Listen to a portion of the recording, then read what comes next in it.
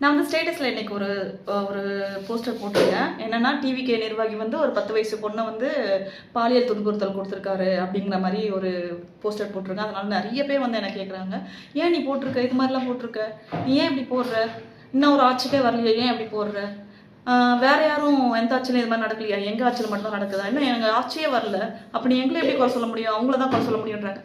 அட தற்குறிகளா, எதுக்கு தான் உங்களை தற்குறின்னு சொல்றது? உங்களுடைய கட்சிக்காரன் இப்படி பண்ணியிருக்கான்னு தான் நாங்கள் சொல்கிறோம். இந்த மற்ற இடத்துல இப்படி பண்ணியிருக்க அப்படின்னு சொல்லுவார். உங்கள் கட்சிக்காரன் இப்படி கேட்டிருக்கானே, இப்படி பண்ணியிருக்கானே அப்படிங்கிற மாதிரி தான் நான் மென்ஷன் பண்ணி அதில் போட்டிருக்கேன். நான் மட்டும் இல்லை, சோஷியல் மீடியாவில் ப்ளஸ் நியூஸ் சேனலில் வந்ததை நான் எடுத்து போட்டிருக்கேன்.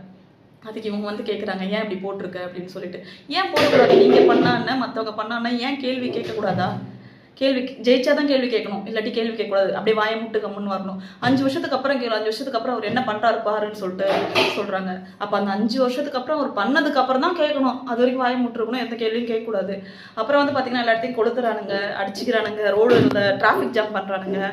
அப்புறம் இந்த இலவச பொருட்கள் பேருந்தில் தலைவர்களோட புகைப்படங்களை போடக்கூடாது அப்படிங்கிற மாதிரியா பேசிட்டு இருந்தாங்க எல்லாரும். அதே மாதிரி கொஞ்சம் கொஞ்சமாக அது கம்மியாகிட்டே வந்து இப்போ வந்து பார்த்தீங்கன்னா எடுத்த உடனே தூக்கி விஜயோட ஃபோட்டோ தூக்கி கண்ணாடியில் ஒட்டியிருக்கானுங்க, பேருந்தில் தூக்கி ஒட்டியிருக்கானுங்க. அப்போ அதெல்லாம் கேள்வி கேட்கக்கூடாது.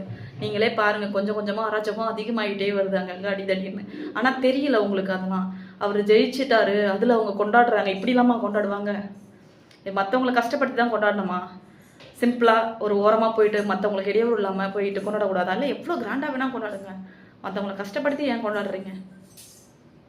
இதை தான் கேட்குறேன். இது கேட்டதுக்கு நீ எப்படி இந்த மாதிரி போடலாம், ஏன் இந்த மாதிரி வீடியோ போட்டிருக்க அப்படின்னு சொல்லிட்டு நிறைய தற்கொலைகள் வந்து என்ன கேட்குறாங்க.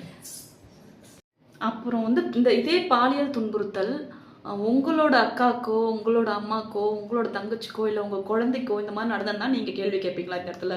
ஐயோ விஜய் தானே பண்ணார், விஜயோட தொண்டர்கள் தானே பண்ணாங்க, அவர் இன்னும் ஆட்சிக்கே வரலையே, அப்படி பண்ணுறது தப்பு இல்லையே அப்படின்னு கேளுங்கடா பார்ப்போம்.